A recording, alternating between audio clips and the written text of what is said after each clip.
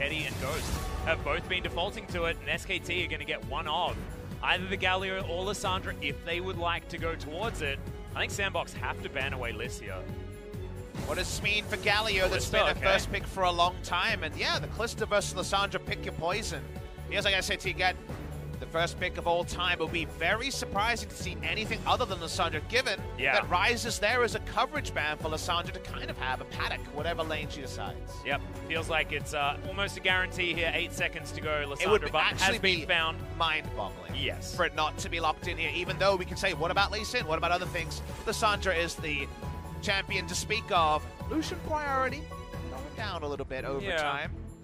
I can understand it. It is a winning pick for Ghost, though. He is 6-1 on the Lucian so far this season. Could be flexed into other lanes as well. We've seen a little bit more of it opening up around the Rift. Rascal's played in the top lane.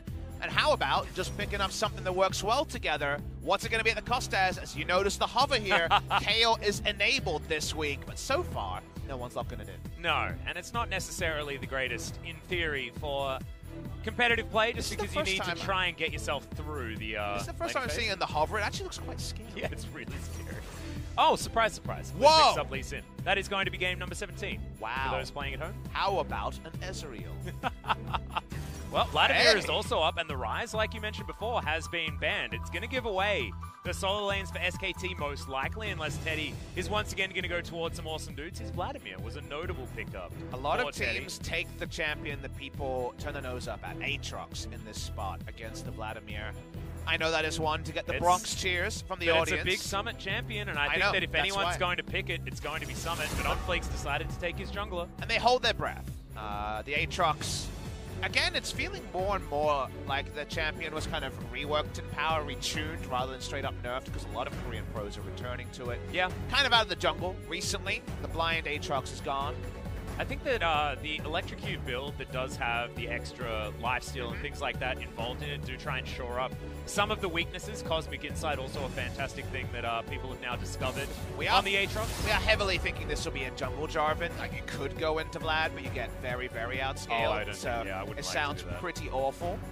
It is a Clid go-to, but Clid already has his Lee Sin, so Jarvan duty for OnFleek. Only 1-0 on the pick. He's been on Lee Sin duty more often than not, so bot lane for SKT, going to be absorbing bans. Chance that Teddy's going to be running the Vladimir, so don't completely put that out of your mind. And that means, given that we've seen Teddy go to those non-AD carries from time to time, maybe there's an argument that Sandbox hold on to top lane for the last pick, and maybe just pick up a mid laner into Lissandra. The Zoe, for example, is available. Yeah, I'd absolutely love a Sivir pick here for SKT, though, just looking at the composition. Oh, man, you imagine Turbo Vlad? Turbo Vlad, Turbo Lissandra, even Turbo Lee Sin could get work done. The Ezreal's going to be denied here, and that is one step closer to a Sivir pickup for Teddy. I'm feeling okay with it. Or a Vladimir lock-in, so... Yeah, true.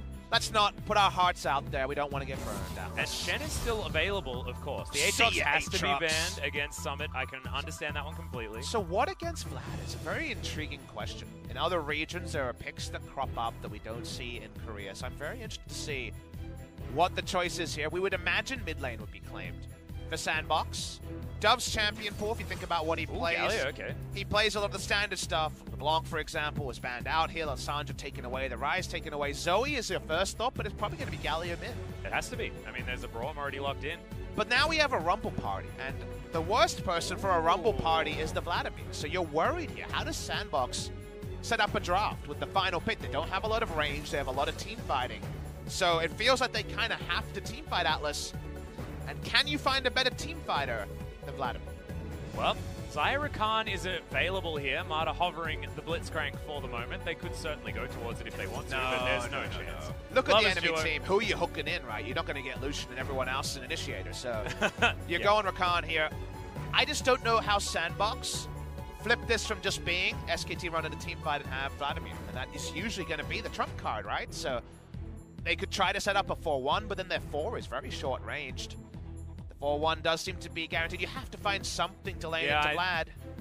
I think that it had to be a 4-1 type option. Aurelia is going to be the choice that Summit's going to make up there towards the top side of the map.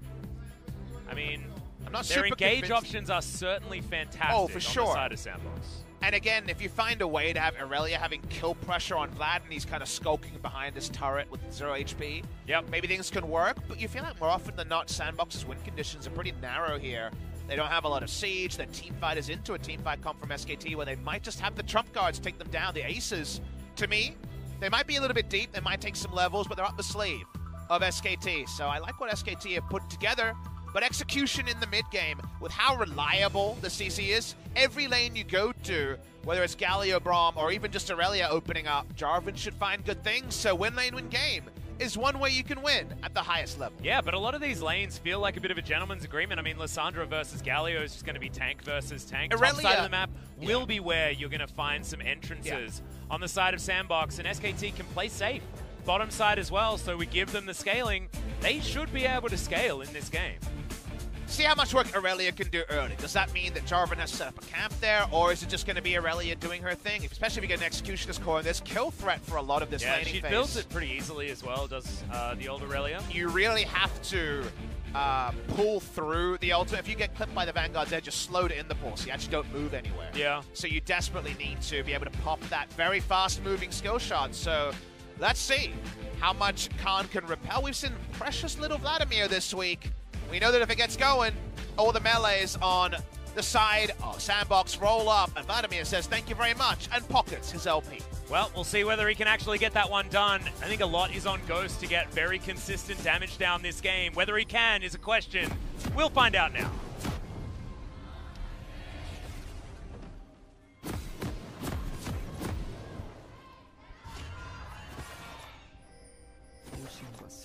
SKT versus Sandbox. SKT starting off this series on our blue side.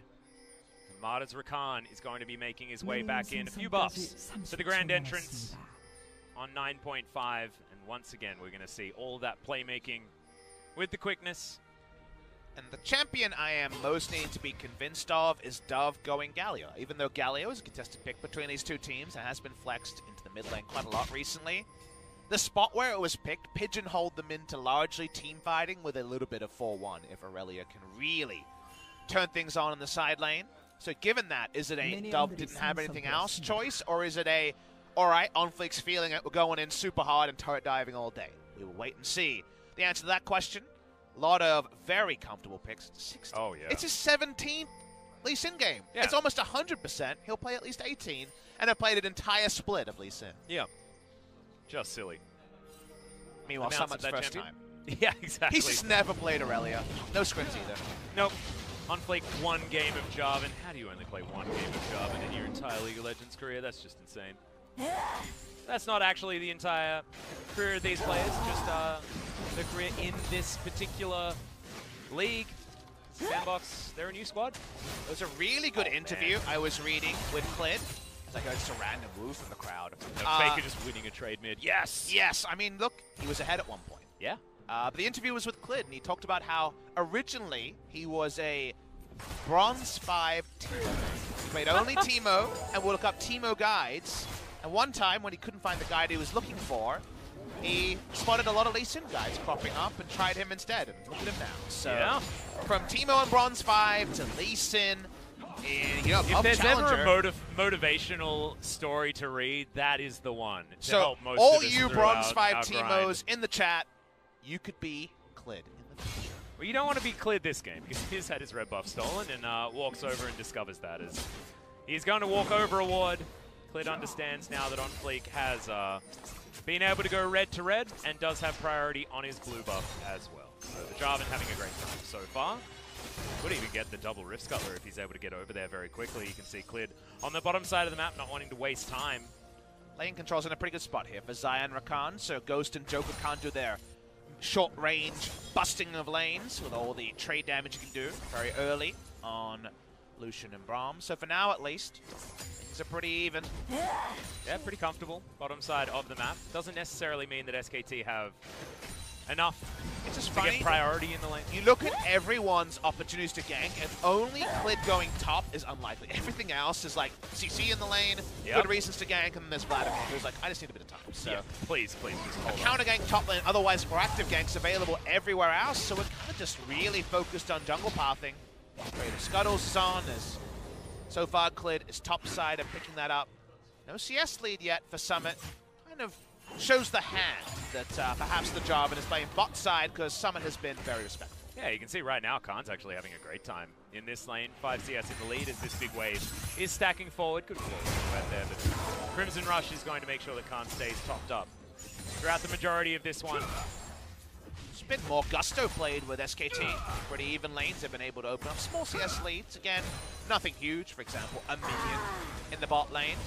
Yep. The mid lane probably has the biggest difference because Galio, you never really get the minions where you want them. Your Q, your AoEs on your Q and your auto attack with the passive often mean that in the early game before you can just randomly wave clear, things are a little bit tricky.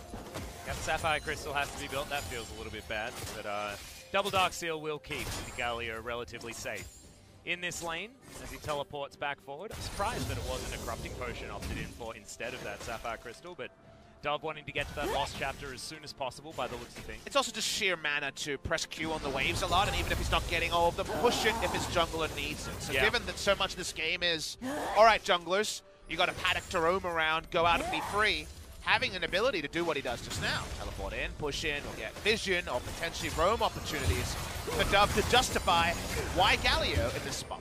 That's a cute little snare. Grand entrance there gets a bit of damage on the Joker, but the Unbreakable is going to keep him alive very comfortably here in this lane. I find it very interesting watching Zyra Khan here in the hands of Marta and Teddy, just because it feels so much like, you know, a bang champion, right? I mean, SKT have been playing Zyra Khan for a very long time, but the whole bottom lane has transformed. Marta played it with Deft last year on KT Rolster as well, but it's just so strange that it feels so comfortable to see the SKT nameplates with the Zyra Khan, but the players have changed completely. And isn't it nice to see Rakan back at all? 9.5 with the latest buff for Grand Entrance, being that flat 1500 rather than scaling to 1485 with, I believe, Boots of Mobility is a nice invitation for Rakan to be a situational rather than all-the-time champion, which I think we appreciate. Feels like an all-the-time champion for Tucson. He was playing it before it was cool. You know what? If you're going to spam a champion, at least be good at it. Yeah. Tucson on the Rakan and Clid on the Lee Sin. Every time you're up for it, I'm down as well. Yeah, sounds pretty good to me.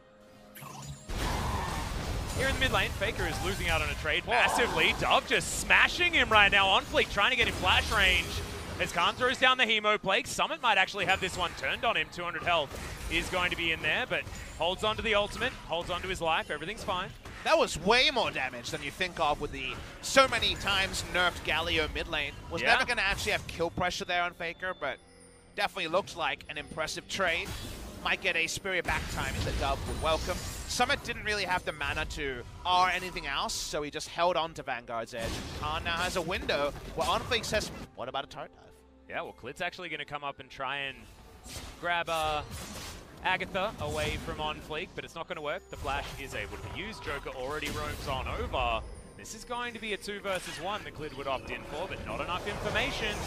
Topside vision well and truly there for Sandbox, and they're playing around their advantages very well so far in this early game. Isn't it nice to see moments like that where there was a next level, next level, next level? Yeah. Going for the turret dive, Lee Sin charging there to see if the Jarvan was going to threaten a turret dive, because Khan had to teleport right under the turret, and Joker had already pre-roamed for a potential 3v2. So even though the action comes of it, that control war, there was one clear deep in the bot side. This one's working out. Yeah, I'm calling it Nigel. Nigel's a goodie. Very sneaky little Nigel. Fair enough. I could see Nigel as the name of someone who owns a Sandbox. Yeah, it does feel like a kid's name, doesn't it? I'm sure there's a lot of much older Nigels. No, in my head, actually, Nigel's like the slightly older British man with some buck teeth. Oh, yeah, that's a Melvin to me. Oh, Melvin. In my mind. There you go. Sorry to all the Melvins watching. How many Melvins do you think are watching? I don't know. I think many more Nigels are watching. Can you sound off in the Twitch chat, guys? If your name's Melvin, let us know. Just give us a fog chant. And shout out to Nigel. You'll know which one. Yep, Nigel as well. As, we're getting a few. Wild Thornberries. That's what people are talking about. Nigel Thornberry, of course, is going to be the most notable Nigel. Most notable Nigel. Everything's very even. We have a very serious job, Atlas. Stay on cast, please. Yeah, sorry, I got to talk about Nigels again. Messed it up. But the reason why we are is because things are moving quite slowly. And mentioned during Champ Select, if nothing happens and we rock up with 6 items each, can't really look past Vladimir with how short range Sire Sandbox as well is. scales very effectively. I really want to see that Executioner's Calling we're always talking about from Summit next. The Tiamat is for lane control and the ability to push into the Vladimir, especially early before Vlad gets pointed as Tides of Blood. Definitely want some healing reduction coming. Pulled. Not exactly the ability that you want to be pulling. You want to be predicting the ultimate before you throw out the Sanguine Pull, but thankfully Khan was underneath this turret, so he's going to be fine. Yeah, the tax for the Executioner's Calling is actually a big deal, though, because it means that Summit won't hit that Trinity Force for much longer. Hey, the tax rate used to be 1,300 gold QSSs, so you don't complain about 800 gold Executioner's Callings. Getting a tax break here. Nicely done, well done. We've talked about tax so much today. We really have. I think April tax time is coming in as another Hemo plate goes down defensively here. Summit not going to be able to mitigate a lot of that damage, but offers some more back there as Khan holds onto this wave. The freeze hasn't been broken yet, but Summit does have an advantage here finally in this lane, as we would expect from the more aggressive Aurelia choice. Reminder with all the new viewers joining us, it's something we haven't really delved too deep into, but a reminder that Aurelia's W no longer reduces magic damage when channeled, so yes, it put on a speck of damage onto Khan. I thought you were going to explain the Korean tax system to everyone. I mean, you're the one that needs the full information there. Yeah, I do. You've got it's an your extra first year time. on me. Yeah. I mean, I paid it last. I just didn't. I didn't do anything fancy. You know, I just got the number that they told me about, and you know, OGN helped me a lot. I got bad with, news. They're taxing tax esports dollars this year. Oh no! I know. It's a disaster. I want out. It's not true. I never believe. Well, Unflake finds a control ward and kills it. We love having you here, Atlas. Double Aussie days have been denied recently. SKT being cold on the bot side, but you know, not to any meaningful CS discrepancies. Even top lane with Aurelia, a pretty favorable matchup. It's the tune of nothing. 10 CS, nothing more. No signing of that Executioner's Calling. If we're going to build other items, we better be using them somewhere, as Clid finds on Fleek in his own jungle. Yep, very comfortable though. You can see it's only Agatha available in this particular jungle for SKT. So Clid's got a lot of options when it comes to where he wants to be on the map. And right now, onus isn't on him to actually make anything happen. Summit decides that he wants that Trinity Force as early as he can. So like you were talking about, no Executioner's Calling. Some dangerous times there as Faker's auto attack range looked like it was gigantic there. Looked like old Annie levels of auto attack range. It's actually current Annie levels auto attack range. She was rebuffed. Oh yeah. Yep. She is now back to her ways, right next to someone like good old Caitlyn when it comes to attack range. Yep, good to see Annie's port back again. SKT did a really good job of repelling an early Ocean Drake around 6 minutes, and now Unflake will have to come in and interrupt this. Remember, Galio should have first roam, but Mata and Teddy coming from far. Yeah, good blade call there as well, as Joker doesn't have a lot of health bar, as Clid has to flash to get on out. You can see Faker and Dove, they're also fighting. It's 3 fronts as far as this battle is concerned, but Ghost is going down very, very low. The flash has to be used to get out, but they do get themselves the Ocean Drake and should be able to gather even the Rift Scuttler as Vanguard's Edge goes down once again. You can see Khan does have the phase rush as Summit turns it around once again. Charges it up. Good sidestep there from Khan. Keeps himself alive.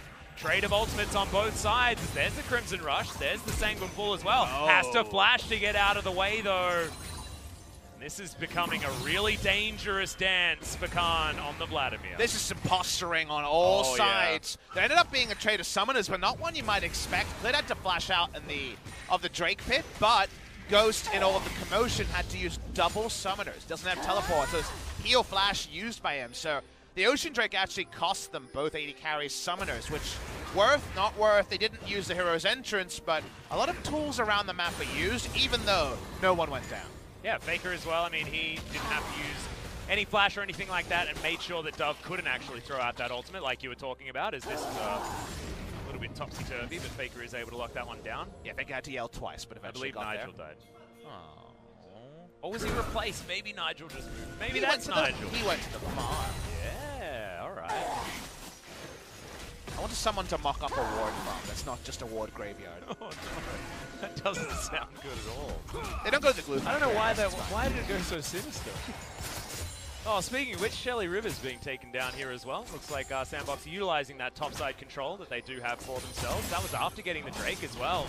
Cake and eat it too, happening for Sandbox here in this early game.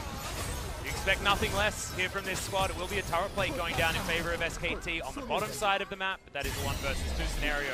Something you can understand for Ghost, who's holding onto this wave nicely. And we got Turbo if we're going to use this one before 14 minutes. Don't get a lot of thinking time. In fact, they won't be. No. Straight to base. Could have just used it top side. I wonder why they didn't. I guess they're worried about the counter gank bottom side. Goes to Joker coming up, and I imagine Jarvan is trying to speed here if he gave up, getting 320 gold onto a carry. And SKT have to really think about this as Control Ward is going to be taken down. SKT understand that they do have a ward there.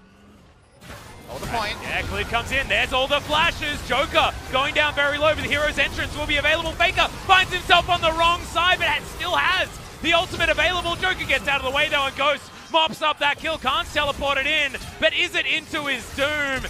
Gets a lot of the health back with the Hemo Plague on fleek now. Just needs one more round of spells for Khan, but he gets slowed down and mopped up. Dove grabs that one. It's 4 for 0 in favor of Sandbox. 4 kills go the way of Sandbox, and SKT just don't see it coming. When we go over the replay, I want to talk about the timer of when this play happens, but for now, Rift Herald goes down, and there may not be plates, but there'll be turrets at the whimsy of Sandbox. Yeah, and you've even got a Sheen on Summit, so this tower is going to go down very quickly. Teddy just has to watch as this tower gets chunked on the bottom side. Sandbox have brought it up to 11 so quickly. In the matter of 2 minutes, it's all of a sudden a 3,000 gold lead for Sandbox Gaming. And in the now, it doesn't matter that later Vlad will answer the teamfight versus teamfight. Now one teamfight comp has more gold than the other teamfight comp, which means they'll teamfight better. What I want to talk about, which isn't shown here, is this play happens around 14:02, 14 minutes into the game. The reason why I bring it up, Atlas, is that Rift Herald was taken at 13:30 and not summoned. What that tells you is that Jarvan will be bot, because otherwise he would have used it in a lane instantly. He was way closer to top and mid, but the fact that Jarvan didn't use it meant that he would be bot lane, meant that there would actually be a lot of resistance. It wasn't going to be take down the duo lane that had no summoners. If I'm VOD reviewing, the timer here is very important because SKT should have been aware that Sandbox were never going to be waving the white flag because they did not use the Rift Herald off spawn. Yep. Some of the cleanest team fighting from Sandbox that we've seen for a very long time, though. It's very impressive as here on the bottom side Ghost playing very well. Good double knock up from Marta, but he gets stunned, taken down very quickly. Ghost grabs that kill. Joker's out of mana, but he used it all just to get that kill, and in comes on fleek.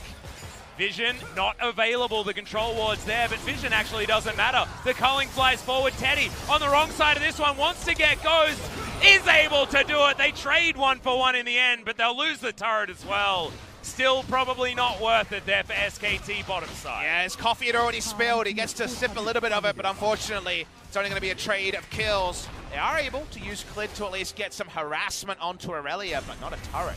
That's for certain. Someone's even diving in. Doesn't give too many mundos about Vladimir this early, and I'm inclined to agree we're before the raid boss stats. Yep, exactly right. He is level 11, but look at that pull. That's not exactly the place that you want to be using it, and you can see that Khan is starting to get a little bit flustered here against the Aurelia, who still doesn't have the 333 gold to finish off that Trinity Force when that comes in, man. Oh, but look what scary. Lucian has both of his items, Atlas. He has brown bags, Play the Ruin King, and the Black Cleaver. He is insanely huge this early for 17 minutes. Mata, unfortunately, trades in too confidently and just dies straight up, and then all Teddy can do is say, I'm taking someone with me, gets a bounty, but not the cleanest from SKT's duo lane. Yeah. Throws out the Q, does have enough mana, thankfully, to get the Feather Storm off. It does pick up the Lucian. In the scenario of I'm stuck under turret, you get the white trade up because you get the bounty. But Lucian is so epically huge, he even has an Ocean Drake to spam those spells out. And Teddy also, I mean, he's going for a 3-item spike, not a 2-item spike. Even if he was accelerated in this lane and he's been farming very, very well, it actually just doesn't matter because Ghost items are just better when there's just 2 of them. Counterpick available here. One fleek is relatively low, but Clid, level disadvantage. And the Jarvan's pretty comfy. This is not the Warrior Enchant Jarvan. This is the Jarvan that can use his health bar as a resource very effectively. He's gone for the Cinderhulk because they know that they've got a fair bit of damage. They're getting behind the Lucian and the Aurelia to get work done, and Dove is going to be a big damage threat on this Galio this time around. And to me, it's been a pleasure to watch Unflake this game, because usually he's in the clit position of being a Lee Sin, looking for his turret dives, or he's being relentlessly aggressive on the Camille. Not often do we see him out-pathing an enemy jungler, but I think he's been counter-ganking really, really nice and been the right spots where he needed to be there. So credit to Unflake, whose reputation, this is a player that we really hyped up, player who we actually misidentified Jug King as Unflake after Unflake was styling. I was actually during the talk promotion about tournament Canyon, last to be year. honest, because it feels like he's taken a lot of what Canyon had at the beginning of the season, where we were exclaiming about his incredible intelligent play, similar to that of, you know, Score from the past and Tarzan of this season. And he's got those pocket picks as well. The Jax is one that SKT know only too well, so Baker's been impressive. I think he missed again. He did. Well, Visual bug. have you noticed? I think visual bugs are gone. There hasn't been too many. Even Shelly Rivers has been getting her headbutts in the right spot. I know, and she was really I know, she was a really fun one. It was charging up for point-blank headbutts. We were watching some Australian football during the break, so we were. Words like uncle. Please don't spoil Collingwood versus Geelong for us. We need to finish that one off. As always, get out of this. We are fans of teams that aren't Collingwood. Because we're not Collingwood supporters. Exactly. That's it. As everyone, every self-respecting Australian if you're a North be. American fan, it's a New England Patriots situation. Yeah. Same thing. Collingwood's the same. Well, someone's going to get slowed for a moment. A bit of damage there from Khan as he dash cannons towards it, but otherwise nothing too much going to happen. But again, there's nothing much behind the dash cannon. No. It's not even a full CDR build yet. Unsure on the Transcendence, but heavily expected with the phase rush opted into. But no Fiendish Codex, no real damage. We know the weather forecast is very murky for Sandbox at 40, at 35, but at 20, with the lead they have, an illusion that is god tier, it should basically be shoot, point in the map where you want it, do the Babe Ruth of saying this is what we want, and if you show up first, you're going to get it. Yep. And also, they've got a 40 CS lead on their Aurelia. She was part of that win condition. Summit is so much of how Sandbox plays these games just because he's so consistent. Faker's looking for it, but the claw is going to be respected. Sandbox don't give SKT any ways in. And I didn't want to do this. I didn't want to bring up our previous series because it was a bit of a fiesta, but this is the moment where things went wrong for Afrika. They were in Sandbox's shoes, but this is an example of a team that is much better at putting themselves in this spot and then just closing out. But there's one counterpoint. Tell me which week of the LCK it was where Sandbox had their own lust of the Baron that kind of threw them off. Weeks 1, 2, and 3. And mostly just week 1. They actually fixed their Baron by the end of week 2, so Sandbox had those issues. They had them the honest time, week 1, when everyone's a bit crap. Now, we're at week 9. We're almost the full-on business end of the season. This is when you have to be doing your winning, and you don't think of Sandbox in that sort of way. Even though SKT is scaling, we're watching to see how Sandbox looks to extend their lead. The Baron, that's a bit tricky. The Ocean Drake, not what they're wanting, but the next clearer objective for the side of Sandbox. 3 Ocean Drakes to start off this series. We're certainly starting slow. The Sandbox curse not actually coming in, unfortunately, for Sandbox, because they normally pick themselves up so many of those Mountain Drakes. Gleaming Quill's going to land onto Joker, but Sandbox not too worried about this one as they're controlling so much of this map. 3 turrets to 1. It's been the scoreline for a very long time, and we're approaching 5,000 gold. SKT still. They're in their investment phase. Unflake's build here is so one note. He is saying, I'm going to walk up and check every brush, and I don't give a mundo how many people are there. I'm not dying. And this early to have, what? You would say maybe 2,500 health if he's surrounded by enough people? Yeah, massive effective health as well when he actually presses the Gargoyle Stoneplate button. He is just working out and then some. Unflake's a very tall boy. He's thick yeah, as well. Very big. There's a lot of C's when you spell that one as well, as the third Ocean should go into the hands of Sandbox. No reason for it not to. Hopefully for Sandbox fans, that is going to roll into a new Drake. So we're done with the open Drakes this time around. 3 will be enough. And the next one will be a Cloud. Oh, feels real bad. Well, triple open into Clown. Ugh.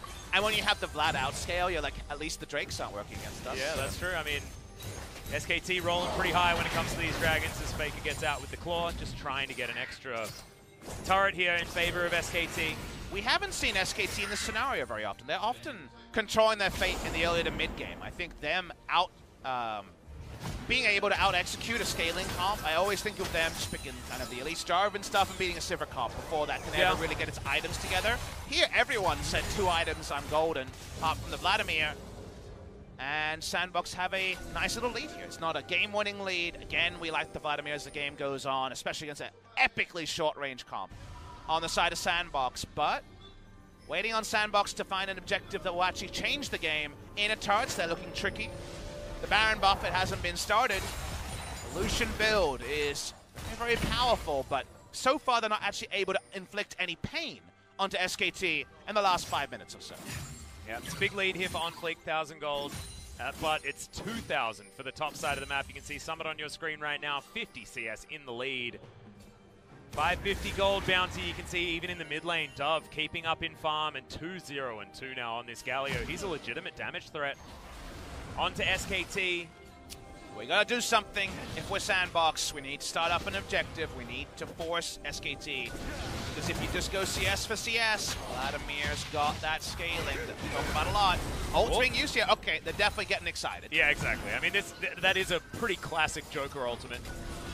I like to see that one. Joker's still the same player, but Ring of Frost is going to lock up too. There's the grand entrance onto Dove, but look at how tanky he is. Just soaks that damage. Teleport to come in now as Summit wants to join this fight, but SKT have successfully disengaged.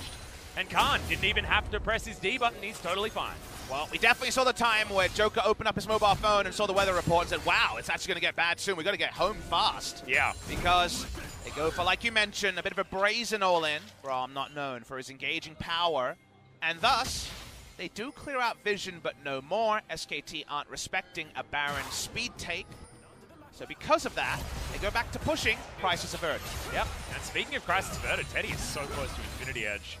That's going to be when SKT really can start up these fights. You've got Morellonomicon done for Khan.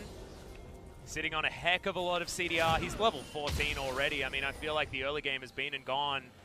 And this Vladimir is starting to get to Vladimir's status faster than Sandbox fans would want. As they're trying to bait for this Baron. Look at all of the vision that they have. There's no blue trinkets available for SKT. Galio. Yeah, OnFleek's looking for it, doesn't find the knock-up. Good Sanguine Pull is in a great time there, as now the re-engage from Faker is being considered, but not actually opted in for. Marta soaks himself a Winds of War, but Sandbox have been unable to actually find anything. Summit going back home, no teleport available, and now it's even more respite for SKT. And now we're getting to the point where Sandbox feel a bit desperate. How do you pick Vladimir, Lee Sin, Lasan, Josiah, Rakan? Like, these guys, if they have any inkling that the enemies could be around, can get it out of the way of threats very quickly. Sandbox continue to be frustrated. Now OnFleek's on a ward. It's also so comfortable because the side lanes were mopped up. For SKT, you can see Summit. He's going to go down, he's going to fix things up, and the 3-item spike is now there for Teddy. I warned you about it a second ago. And then immediately, Teddy picks that one up, and now Sandbox aren't as out of the woods as they thought they were. Yes, their lead is still there. It's still to the tune of about 5,000 gold, but it's starting to mean less and less. Good defensive macro from SKT, and Sandbox unable to find a match winner. They didn't get the high roll Drake, so it makes life easy, but they're looking to pick up Baker. Yeah, Baker's actually going to turn this one around. He self-ults. We've got the grand entrance to come in, the heroic entrance there as well, and that one's going to spell defeat to Marta. Baker is actually able to get out of there as Teddy doing a lot of damage, but in the backline, Summit, he's found Clits. Teddy has to go up into the Featherstorm, and that's some low health bars on Sandbox, but still 4 of them are alive. Is it now going to be 3? Is cleared, picks up one, Teddy follows through for the second, and now Khan versus Summit is once again going to be the matchup, but that's the wrong place to go, Ghost. And SKT have won the team fight. SKT have the patience to choose their targets and call them clearly. Insane after the start that they actually trade up. But only Summit is alive, and Clit is aware that he's still around. Yep, he's waiting for someone to face check with one of these low health bars, but Teddy's already back to full health. They've got a cannon here in this mid lane. They will try and even out these turrets, but it doesn't even matter that there's still a gold lead for Sandbox because SKT, they've shown them they can't team fight them anymore. And we get that full zoom onto Teddy. The good defensive macro bought him an IE, and yet, when this started and OnFleek takes so long to die, you think actually maybe they've chosen the wrong time to fight. So as the play starts, Teddy has to contend with OnFleek in his face. He does no damage, but as we know, he dies very slowly. Summit starts diving in. You're like, okay, this is just going to be Sandbox finding their moment. But look at the split-second timing on the ultimate there. Goes straight through the flash taunt from Dove. And then they try to turn off Teddy, and that's already where you know you made a mistake. You done goofed because that's Teddy a big whoopsie. Has got his red buff. He has got his IE. Vladimir cleans it up, and SKT just too damn good. And Clid was everywhere in that fight. I was wondering who I was supposed to be following around, and I actually feel like Clid was the main target in that one. He kicked away Summit so he couldn't start the engagement. The hero's entrance wasn't followed up on by the Aurelia, and we spoke about the Sandbox comp. It's a lot of CC, but Aurelia and Lucian need to be doing damage. There was a lot of time where he was trying to chase around Clid, and the Aurelia's time was just wasted.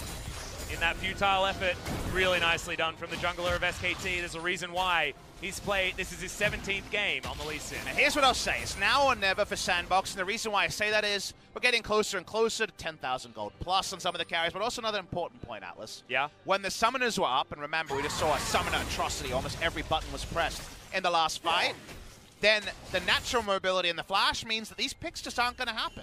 And over an extended fight, Infinity Edge build plus 10% bonus amp damage means that SKT should win way more fights than they lose. So you gotta get a pick on someone when their screen is half off-centered, when they have no flash down, because once the flashes come back up, I don't think Sandbox can find a way to actually punish SKT. You need to get a pick on Marta or Clid. And Clid, before he gets to press his stopwatch button or gets himself his Guardian Angel. But Faker's got his Frozen Tomb, Teddy's got his Featherstorm, and there's a Sanguine Pool on Kant. You just straight up can't get picks on these champions without them wasting so much of your time and the rest of SKT following up. Well, not with that attitude, Atlas. So they'll take whoever they can get. Faker is lying in wait. They don't know about his position. Conflict can, of course, have a mobile ward with his flag going down. He's not too scared about Lissandra coming in. He is still hilariously tanky. Oh, yes. And look, Sandbox is still ahead as far as the gold is concerned. They still have a lot of chances here in this game, but the window is closing, and it's closing more rapidly than you might otherwise expect. Faker comes in with another Circle of Frost, but Joker straight up misses the ultimate. That's a big whoopsie. Dash Cannon gets Faker to safety, and it's a trade of a lot of buttons, but not actually too much more. It's Faker's ultimate now on cooldown alongside his Freljordian brethren in the Braum. A bit big bad Wolfie, though, from Sandbox. A lot of huffing and puffing, but this house is not being blown down this time. It's staying pretty robust. Another ult is down, and maybe you fancy a moment to go in now that some of those big tools are down. The Braum disengage, no longer a thing. Yep, now Ghost has to be very careful as well. He can't be standing in this mid lane just clearing out minions. Well, sometimes you can just run at a Baron and hope for something to happen. Maybe what week is it again? What week is it again? Well, I think this is the right call, because otherwise SKT are going to get their items, Atlas, so they run at the Baron, and so far SKT are taking their time. Yeah, actually the next one's going to come in there as Clid waits for it. Is in there, steals the Baron. It's all too easy for SKT's jungler. The grand entrance there as well. Summit is going to go down low. He's into the Guardian Angel now. As Sandbox, the health bars are low. Teddy is at full health and gets a gigantic Blade Courier. Call it, see you later, Sandbox. You ain't getting any more. And the Lee Sin, he's done his job and then some. They steal the Baron, and Teddy can just pop the ultimate for damage to try to take down some members. Like you say, the damage abates any further engage. Thanks very much to the Baron leash, says SKT. Yeah, I thought it might have been the re-engage, but SKT say, nope, we're going to take our purple buff, and we're going to run with it. I'm going to say right call by Sandbox. That sounds bad, right? They lost to Baron. They'll probably lose the game now. But if not, Vladimir shows up with too many items. The flashes are back up, and you lose anyway. So they run at the Baron. Clid gets the button press and gets the smite. And now Sandbox are completely at the whim of SKT. Unfortunately, Sandbox couldn't win the game when it was theirs to be won. They didn't get the Drakes that make their life easy. And you see the little fist bumps there from SKT. You see the bigger happiness from their fans around LoL Park. SKT might have done enough to hold things down in game number one. And I really love Koma's reaction to that one, because you can see there's so much emotion riding on this particular matchup. This sets the tone for how the gauntlet run is going to look. Is SKT going to be that second place team that everyone pitted them at after that beautiful series against Griffin that they ultimately lost, but in the hearts of the fans, they won? And then scarily, you're down to fourth as Sandbox, and if you don't get things together quickly, you kind of go out with a whimper, and you might just lose a best of three and be out after being entrenched in top three. All season, Atlas, they've been up the top. So with the consistency of Kingzone going on an 8-game winning streak, we know this one is for second place for the winner, but like you mentioned, any scoreline, fourth place for the loser. Sandbox around the mid lane, and now we're just kind of waiting on SKT to get in there. Yeah, we're waiting for Marta to actually clear out this pesky little ward as well, as Clid's going to walk over one also. Heck loads of value to that particular piece of vision. It's never a great feeling to YOLO Baron against a top team, but when you haven't been able to find your lead when you have the invitation, it's better than just watching the enemy team win. Yeah, exactly. I mean, I feel like going out to the beat of your own drum is something that you actually deserve credit for, because Sandbox were never going to win in late-game team fights, especially not now that Teddy almost has 6 items complete. He just does way more DPS than Ghost is capable of, whilst being safer and whilst also doing it in an AoE. So it's just no way that Sandbox are going to be able to win this one straight up. They need to go for the funny business. They need to go for the creative plays to steal this game away, much like how Griffin did in back-to-back games against SKT. And it's just get a pick on someone randomly. Like just surprise someone. This is where you're in that brush that you should never be in as the enemy jungler, and you just randomly kill the AD carry, but flashes are up, Atlas. We kind of talked about that as the timing here. What it looks like for them to pick someone is starting with a AoE taunt and then just DPSing someone down. During that particular duration, there aren't too many options here.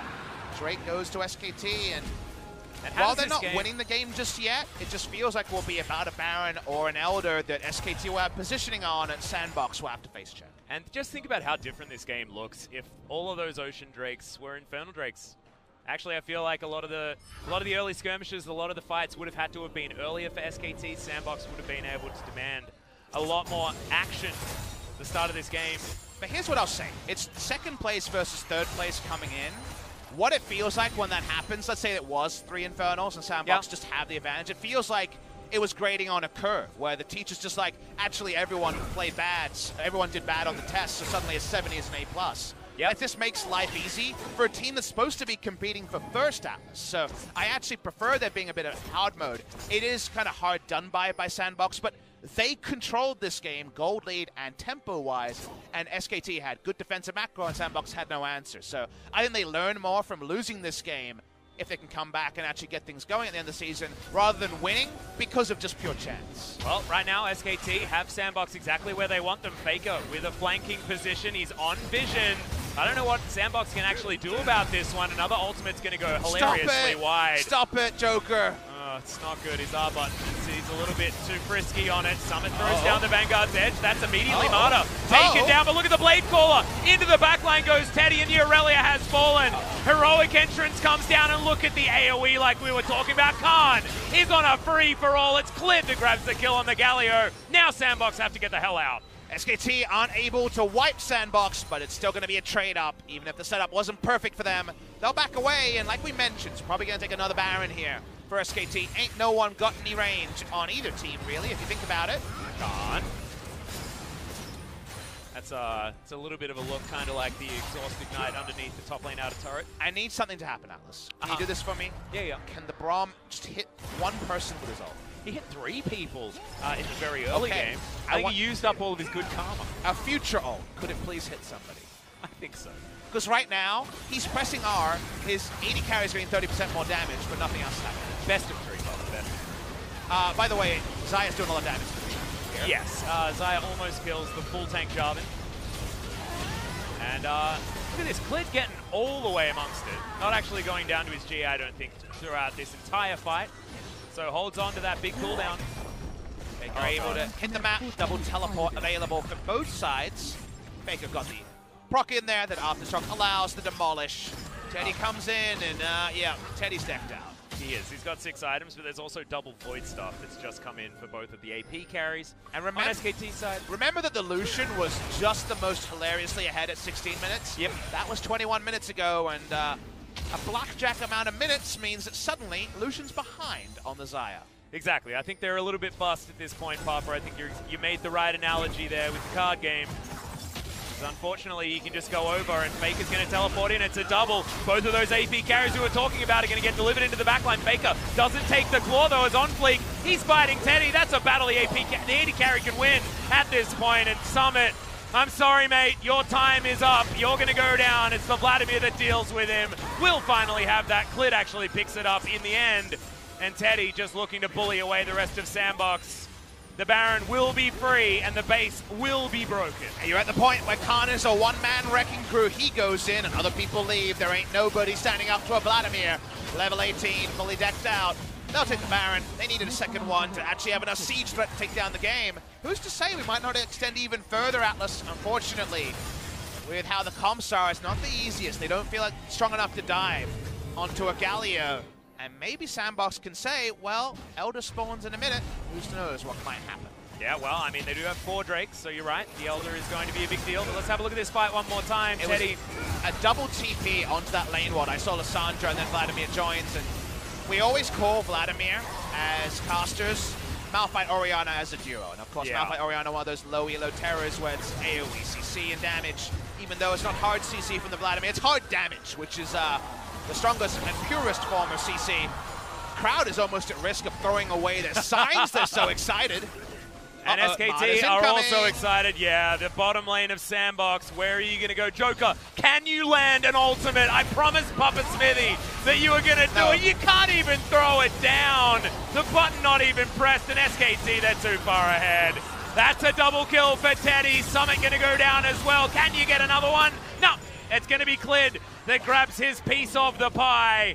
And now it's only on Fleek trying to run away as full tank Jarvan. And you're not going to be able to affect the outcome of this game. SKT, they just bided their time and they will win game number 1. Sandbox, they need a lot of credit given to them for their early game, but unfortunately it wasn't enough to get through the juggernaut that is SKT in a scaling situation. And definitely, Atlas, I'm with you on that. I feel like both teams have passages of play where they have a lot to feel good about. Sandbox playing that good early game against one of our better early game teams in SKT should not be forgotten. They had a really good early game, a 2-item Lucian at 17 minutes, a lot of Drakes, and yes, they weren't able to roll high. But then you go to the side of SKT, and they fell behind. There was definitely things they would want to adjust in their early game.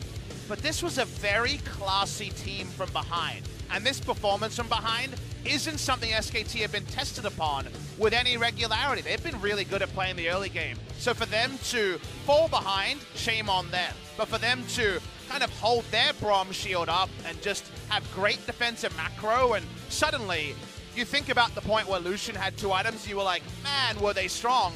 And then the next thing you remember is Xayah showing up with 3 items. Yep. And that lets you know that's not selective amnesia. Nothing really happened between those 2 moments because SKT held the proverbial shield, and sadly for Joker, feels like the proverbial Braum was better than the literal Braum when it came to this game. And when SKT decided to actually go for a fight, it was on their terms, and it was once they hit exactly the item timings that they wanted to before they went for those. So yes, a lot of the forced skirmishes that Sandbox were able to get done, which was 2. There were 2 of them in that game. It just wasn't enough to get them far enough over the line. Sandbox needed to try and force more, and the onus was on them, and you could feel the amount of pressure. That's why you didn't actually berate them for that Baron call, because they had to make something happen, and in order to get SKT to come to them when they wanted them to, they had to start off that Baron, and then it's going to be the 50-50 one by Clid. When the onus was on them, the easy objectives went down, the outer ring of turrets, and then it kind of felt like they were reaching for their weapon, but they felt a bit sweaty, right? They're like, oh, we're ahead, we have to try to end the game, and the weapon was slipping, the tools weren't working, the Braum ults were going wide. We'll get to the damage charts here. Xayah's AoE damage. Just insane. Apparently, if you might think this is bugged and Vladimir and Xayah were reversed, but if you watch the game, you know this was just Teddy outputting the most DPM on a Xayah we've seen in many moons. And this is also rapid-fire cannon Xayah as well. He hasn't even got the Runon's Hurricane and standing in amongst a whole bunch of tanks and hitting them all the time. This was a few select team fights where Teddy basically did all of the damage. Hemoplague's going to help. I reckon this Teddy guy's pretty good. I think he's pretty good too. I felt like, yeah, that is definitely an example.